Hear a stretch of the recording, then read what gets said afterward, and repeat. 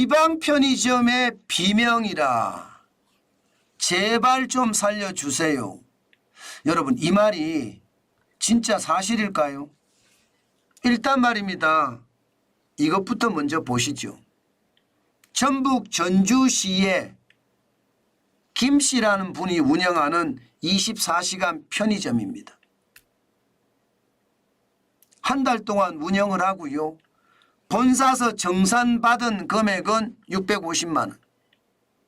그런데 월세가 140만 원이에요. 주말하고요. 평일 알바 4명을 씁니다.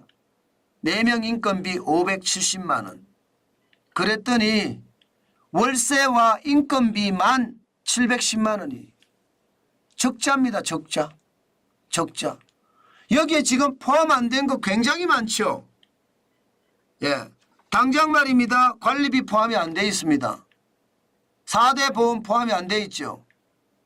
여기다가 뭐 혹시도 있을지 모르는 중대재해기업처벌법과 관련된 예산 전혀 없습니다. 예, 여기에 세금도 없죠. 세금도. 예, 세금도 없고요. 뭐 전기나 가스비는 또 별도로 나오거든요. 가스비도 없습니다. 특히 말입니다. 이 편의점은 전기료가 굉장히 많이 나오거든요. 그런 내용도 없어요. 그런데도 지금 650만 원 받아서 710만 원을 내주니까 60만 원이 적자예요. 이 정도면 비명을 질러 만하죠. 이게 한 해 두 해 적자가 아닙니다. 벌써. 지금 적어도 말입니다. 2023년, 2024년 계속 적자가 되는 경우가 많다고 합니다. 그러니까 전북 전주시에 있는 이 김 씨라는 분은요. 점포를 2곳을 운영하다가 적자가 심해지니까 한 곳으로 줄였습니다. 줄일 수밖에 없는 상황, 지금 현실이 됐다는 뜻이에요. 이게 여러분 인건비 낮춰줘야 될 거 아니에요. 그런데 인건비를 낮춰줄 수 있는 방법이 없습니다. 방법이. 왜 없느냐? 여러분 최저임금은요 계속 올라가고 있거든요. 최저임금보다가 적게 할 수가 없다는 뜻이에요. 최저임금 자체가 말입니다. 계속 올라가잖아요. 지금 2024년에 9,860원인데 아마 내년에는 10,000원이 될 겁니다. 사실 여러분 시골에 가면요. 최저임금보다 적게 받고도 일할 사람 많습니다. 실제로 말입니다. 나 최저임금 필요 없어. 9,860원 안 줘도 돼. 9,000원만 줘도 돼. 그렇게 어린 학생들은 편의점에서 일하겠다는 사람들도 있고요. 일반 주부들도 요청을 하는 사람이 있습니다. 일하고 싶은 사람이 있어요. 뭐 이런 것을 두고 말입니다. 근로자 학대니 근로자 노동 착취니 여러분 그거는요 당하는 사람이 당할 때 그런 거예요. 당하는 사람이. 요즘 같은 시기에 말입니다. 어린 학생이 편의점에서 일한다고 노동 착취가 될까요? 어린 학생들이 스마트폰 더 잘 다룹니다. 주부들 마찬가지예요. 9,000원이라도 일하겠다는데 일할 수가 없어요. 최저임금법 위반을 하면 2년 이하의 징역 또는 3천만 원 이하의 벌금을 내야 되니까. 주휴수당 필요 없다. 나는 일 더 하겠다. 이렇게 이야기하는 지금 알바생들도 많습니다. 그런데 이거 못하게 하는 거예요. 참나. 이게 나라입니다. 여러분 이게 나라 같습니까?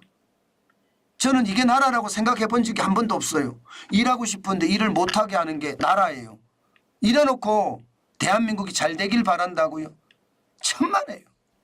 저는 이렇게까지 해놓고 나라가 잘 되길 바란다는 건 그거는 도둑놈 심보라고 생각합니다.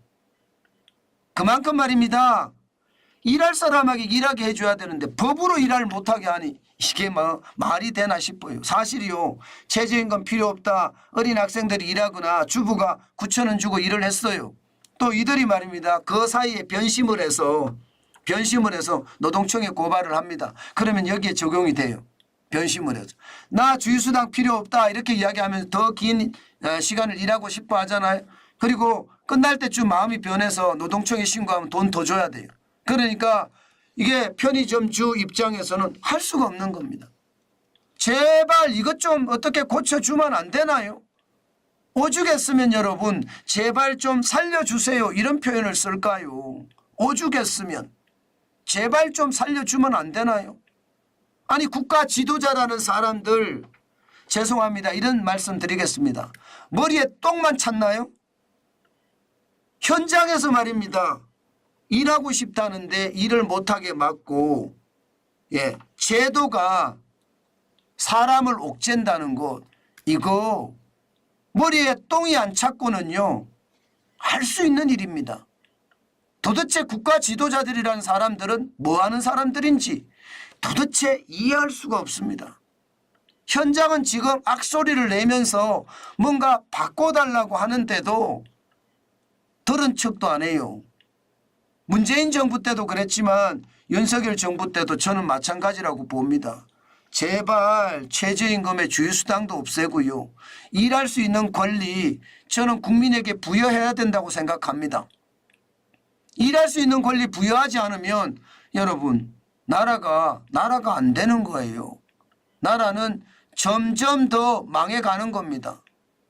제발 좀 현장의 이야기 들어주시고 현장에서 원하는 것을 해주는 것 그게 나라 아닌가요?